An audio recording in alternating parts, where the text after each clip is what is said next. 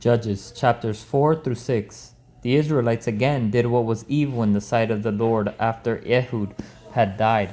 So the Lord sold them to King Jabin of Canaan, who reigned in Hazor. The commander of his army was Sisera, who lived in Harosheth of the nations. Then the Israelites cried out to the Lord, because Jabin had 900 iron chariots, and he harshly oppressed them 20 years. Deborah, a prophetess and the wife of Lapidoth, was judging Israel in that time. She would sit under the palm tree of Deborah between Ramah and Bethel in the hill country of Ephraim, and the Israelites went up to her to settle disputes. She summoned Barak, son of Abinoam, from Kadesh in Naphtali, and said to him, "Hasn't the Lord, the God of Israel, commanded you, go, deploy the troops on Mount Tabor, and take with you 10,000 men from the Naphtalites and Zebulunites? Then I will lure Sisera, commander of Jabin's army, his chariots and his infantry at the Wadi Kishon to fight against you, and I will hand him over to you." Barak said to her, "If you will go with me, I will go. But if you will not go with me, I will not go. I will gladly go with you," she said.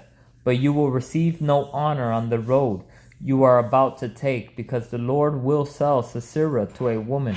So Deborah got up and went with Barak to Kadesh. Barak summoned Zebulun and Naphtali to Kadesh. 10,000 men followed him, and Deborah also went with him. Now Heber the Kenite had moved away from the Kenites, the sons of Hobab, Moses' father-in-law, and pitched his tent beside the oak tree of Zaanannim, which was near Kadesh. It was reported to Sisera that Barak, son of Abinoam, had gone up Mount Tabor. Sisera summoned all his 900 iron chariots and all the troops who were with him from Harosheth of the nations to the Wadi Kishon. Then Deborah said to Barak, "Go, this is the day the Lord has handed Sisera over to you. Hasn't the Lord gone before you?" So Barak came down from Mount Tabor with 10,000 men following him. The Lord threw Sisera, all his charioteers, and all his army into a panic before Barak's assault. Sisera left his chariot and fled on foot.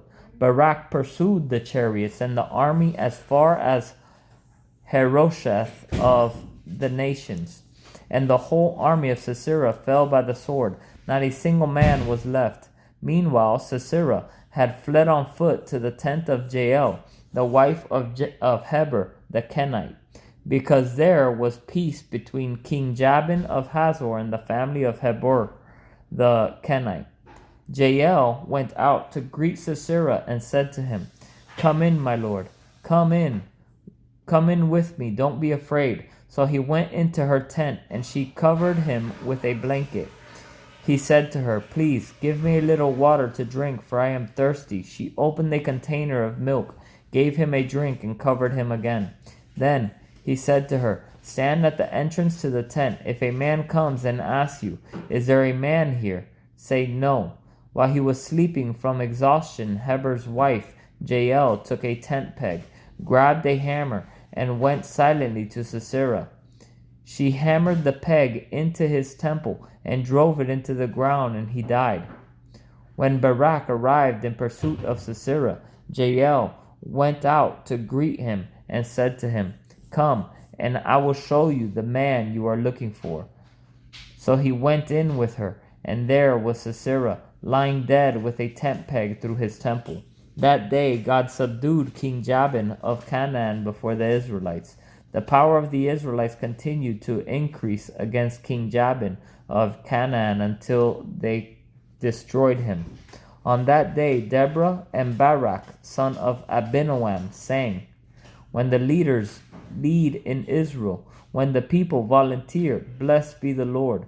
Listen, kings, pay attention, princes. I will sing to the Lord. I will sing praise to the Lord God of Israel. For when you came from Seir, when you marched from the fields of Edom, the earth trembled, the skies poured rain, and the clouds poured water. The mountains melted before the Lord, even Sinai before the Lord, the God of Israel.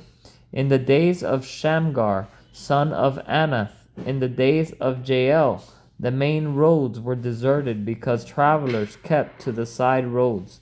Villages were deserted. They were deserted in Israel until I, Deborah, arose, a mother in Israel. Israel chose new gods. Then there was war in the city gates. Not a shield or spear was seen among 40,000 in Israel. My heart is with the leaders of Israel, with the volunteers of the people. Blessed be the Lord. You who ride on white donkeys, who sit on saddle blankets, and who travel on the road, give praise. Let them tell the righteous acts of the Lord, the righteous deeds of his villagers in Israel, with the voices of the singers at the watering places. Then the Lord's people went down to the city gates. Awake, awake, Deborah. Awake, awake. Sing a song. Arise, Barak, and take your prisoners, son of Abinoam. Then the survivors came down to the nobles. The Lord's people came down to me against the warriors, those with their roots in Amalek came from Ephraim. Benjamin came with your people after you. The leaders came down from Asher, and those who carry a marshal's staff came from Zebulun. The princes of Issachar were with Deborah. Issachar was with Barak. They were under his leadership in the valley. There was great searching of heart among the clans of Reuben. Why did you sit among the sheep pens, listening to the playing of pipes for the flocks? There was great searching of heart among the clans of Reuben. Gilead remained beyond the Jordan. Dan, why did you linger at the ships? Asher remained at the seashore and stayed in his harbors. The people of Zebulun defied death. Naphtali also on the heights of the battlefield. Kings came and fought, and the kings of Canaan fought at Taanach by the waters of Megiddo, but they did not plunder the silver.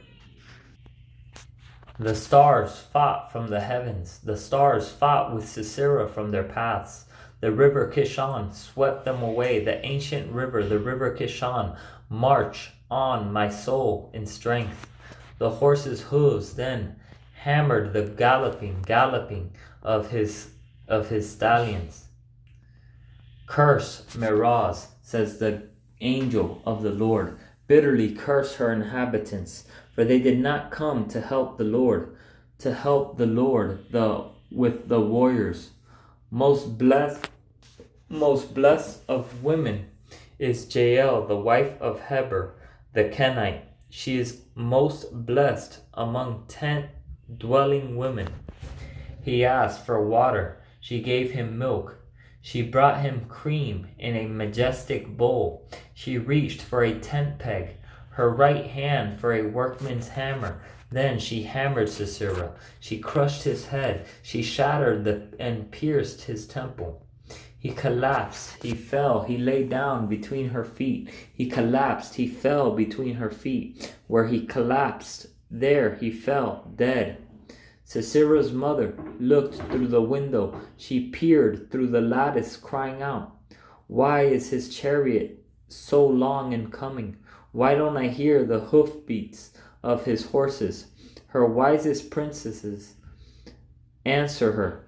She even answers herself. Are they not finding and dividing the spoil? A girl or two for each warrior, the spoil of colored garments for Sisera, the spoil of an embroidered garment or two for my neck. Lord, may all your enemies perish as Sisera did, but may those who love him be like the rising of the sun in its strength. And the land had peace for 40 years. The Israelites did what was evil in the sight of the Lord. So the Lord handed them over to Midian 7 years, and they oppressed Israel because of Midian. The Israelites made hiding places for themselves in the mountains, caves, and strongholds. Whenever the Israelites planted crops, the Midianites, Amalekites, and the people of the east came and attacked them. They encamped against them and destroyed the produce of the land. Even as far as Gaza, they left nothing for Israel to eat, as well as no sheep, ox, or donkey. For the Midianites came with their cattle and their tents like a great swarm of locusts. They and their camels were without number, and they entered the land to lay waste to it. So Israel became poverty-stricken because of Midian, and the Israelites cried out to the Lord. When the Israelites cried out to him because of Midian, the Lord sent a prophet to them. He said to them, "This is what the Lord, God of Israel, says. I brought you out of Egypt and out of the place of slavery. I rescued you from the power of Egypt and the power of all who oppressed you. I drove them out before you and gave you their land. I said to you, I am the Lord your God. Do not fear the gods of the Amorites, whose land you live in. But you did not obey me. The angel of the Lord came, and he sat under the oak that was in Ophrah, which belonged to Joash the Abiezrite. His son Gideon was threshing wheat in the winepress in order to hide it from the Midianites. Then the angel of the Lord appeared to him and said, "The Lord is with you, valiant warrior." Gideon said to him, "Please, my Lord, if the Lord is with us, why has all this happened? And where are all his wonders that our ancestors told us about?" They said, "Hasn't the Lord brought us out of Egypt? But now the Lord has abandoned us and handed us over to Midian." The Lord turned to him and said, "Go in the strength you have and deliver Israel from the grasp of Midian. I am sending you." He said to him, "Please, Lord, how can I deliver Israel? Look, my family is the weakest in Manasseh, and I am the youngest in my father's family. But I will be with you," the Lord said to him. "You will strike Midian down as if it were one man." Then he said to him, "If I have found favor with you, give me a sight that you are speaking with me. Please do not leave this place until I return to you. Let me bring my gift and set it before you." And he said, "I will stay until you return." So Gideon went and prepared a young goat and unleavened bread from a half bushel of flour. He placed the meat in a basket and the broth in a pot. He brought them out and offered them to him under the oak. The angel of God said to him, "Take the meat with the unleavened bread, put it on its stone, and pour the broth on it." So he did that. The angel of the Lord extended the tip of the staff that was in his hand and touched the meat and the unleavened bread. Fire came up from the rock and consumed the meat and the unleavened bread. Then the angel of the Lord vanished from his sight. When Gideon realized that he was the angel of the Lord, he said, "Oh no, Lord God, I have seen the angel of the Lord face to face." But the Lord said to him, "Peace to you. Don't be afraid, for you will not die." So Gideon built an altar to the Lord there and called it, "The Lord is Peace." It is still in Ophrah of the Abiezrites today. On that very night the Lord said to him, "Take your father's young bull and a second bull, 7 years old. Then tear down the altar of Baal that belongs to your father and cut down the Asherah pole beside it. Build a well-constructed altar to the Lord your God on the top of this mound. Take the second bull and offer it as a burnt offering with the wood of the Asherah pole you cut down." So Gideon took 10 of his male servants and did as the Lord had told him. But because he was too afraid of his father's family and the men of the city to do it in the daytime, he did it at night. When the men of the city got up in the morning, they found Baal's altar torn down, the Asherah pole beside it cut down, and the second bull offered up on the altar that had been built. They said to each other, "Who did this?" After they made a thorough investigation, they said, "Gideon, son of Joash, did it." Then the men of the city said to Joash, "Bring out your son. He must die because he tore down Baal's altar and cut down the Asherah pole beside it." But Joash said to all who stood against him, "Would you plead Baal's case for him? Would you save him? Whoever pleads his case will be put to death by morning. If he is a god, let him plead his own case, because someone tore down his altar."